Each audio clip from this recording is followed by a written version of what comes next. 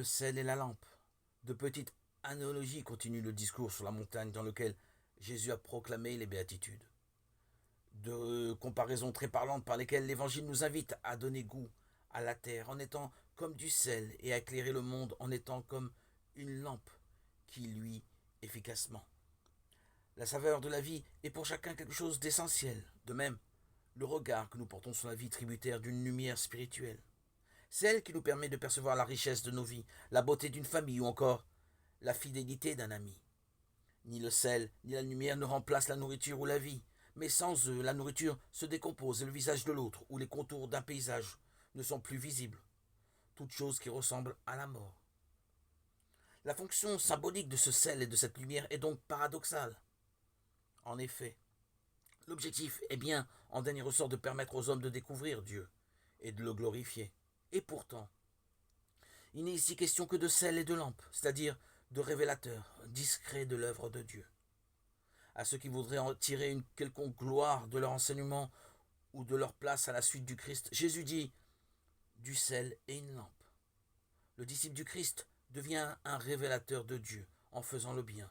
Un programme limpide et pourtant si difficile parfois. C'est aussi cette expérience que fait l'apôtre Paul quand il écrit qu'il n'est pas venu annoncer le mystère de Dieu avec le prestige du langage. Loin des effets de manche ou des fastes tout et affaire de révélation divine. Pour que l'Esprit se manifeste, il faut que son porte-parole n'envahisse pas tout le champ. Et nous savons d'expérience que l'humilité, voire les hésitations, touchent davantage que des certitudes assénées. Ainsi, ta lumière s'élèvera, comme dit le prophète Isaïe, chapitre 58, versets 7 à 10. Ainsi parle le Seigneur, partage ton pain avec celui qui a faim, accueille chez toi les pauvres sans abri. Couvre celui que tu verras sans vêtements, ne te dérobe pas à ton semblable. Alors, ta lumière jaillira comme l'aurore, et tes forces reviendront vite. Devant toi marchera ta justice, et la gloire du Seigneur fermera la marche.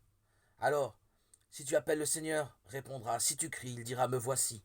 Si tu fais disparaître de chez toi le joug, le geste accusateur, la parole malfaisante, si tu donnes à celui qui a faim ce que toi tu désires, et si tu combles le désir du malheureux, ta lumière se lèvera dans les ténèbres, et ton obscurité sera lumière de midi. Soyons, Seigneur, des cœurs droits, des hommes de justice, de droiture, et tu nous secourras, nous lèveras des ténèbres, de l'obscurité ambiante, des profondeurs de l'abîme.